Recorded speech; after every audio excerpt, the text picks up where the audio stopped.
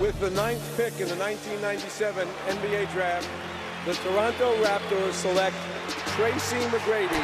His teammate putting on the show, taking it to the rack. Oh, what a circus move. Look out. Oh. McGrady has just gone fired. Beautiful wraparound. He just sucked the gravity right out of the building. No stopping athletic ability like that. Tracy Lamar Grady, Hall of Famer. What are those last three words? Just hearing them over and over again, knowing that that's a part of your legacy and part of what, you know, your generations for years to come will be able to say about you and go see at Springfield. Yeah, well, you know, starting off in this game, your ultimate goal is to win a championship. You're not thinking about, you know, playing just to get into the Hall of Fame. That's not, you know, who I am and what I stand for. I wanted to be a champion. At what stage, at what age do you realize this is not normal? This is different than the other guys, like me and my boys playing. Right. They're good, you know, they might be good. I might be a little bit better than good. Yeah, I realized that in Orlando. Did you? I did. I knew I was good, but I didn't know I was 25 points per game good.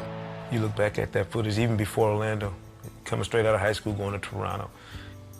Do you look at it now in retrospect and say, boy, had I known it then, what might have been? Because there's a whole generation of players now in the league or coming into the league who grew up on the crumbs of what you and Vince did in Toronto, getting them to the first playoff appearance in franchise history. Hockey country, right? I'm in the middle of hockey country, and we sitting here trying to play basketball.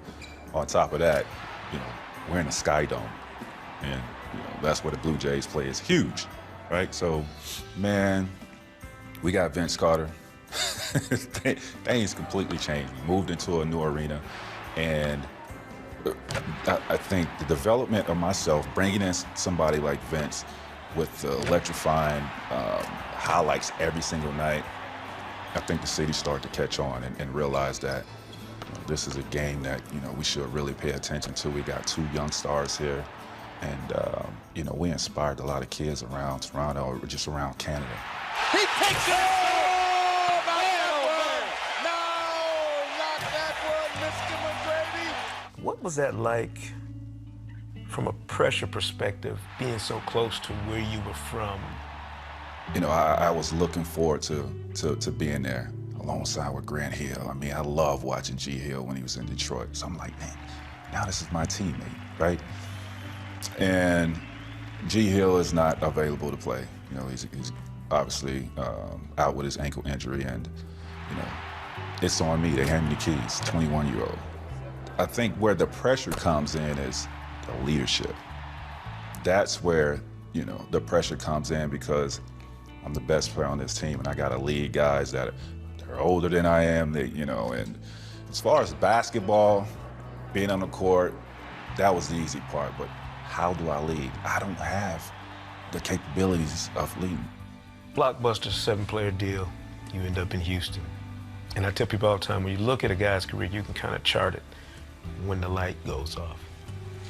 For you, for some reason, it seemed like it all clicked on the court in Orlando. But when you came to Houston, for whatever reason, that's when the transformation completed itself. McGrady for the win!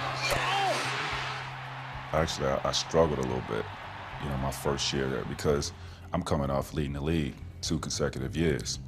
The minute I get to Houston, Jeff ain't gonna say, you're not gonna lead the league in scoring, I can tell you that, but we're gonna be good. And I couldn't make that adjustment when I first got here. I'm playing with the big guy that I never played with before.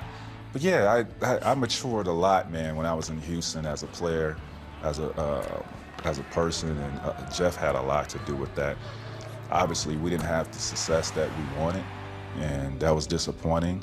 But, you know, we had some good times. What makes you smile when you sit back and daydream about your career? Like, what are those moments that make you go, wow, I can't believe I did it? Honestly, man, I look where I come from, Auburndale, Florida. You know, I look how I grew up.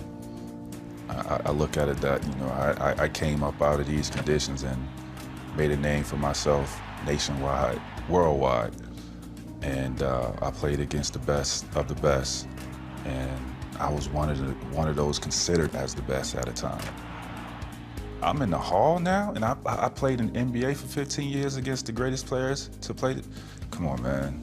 That's what I look back on like, damn, that was pretty cool, man. Yeah. You're doing such a good job that you're making me nervous as an analyst now. Nah. I didn't know when you were playing that you would be this good on TV. I'm like, wow, this guy's gonna take some jobs now. Would you ever consider getting back into the game in a different role? That's funny that you say that, because I just got a call yesterday about, man, we're trying to put together this group to buy the Rockets. Do you want to be a part of it? Absolutely. Absolutely. So from that perspective, yeah, if I could get in the role of being ownership, absolutely. I would definitely love to do that.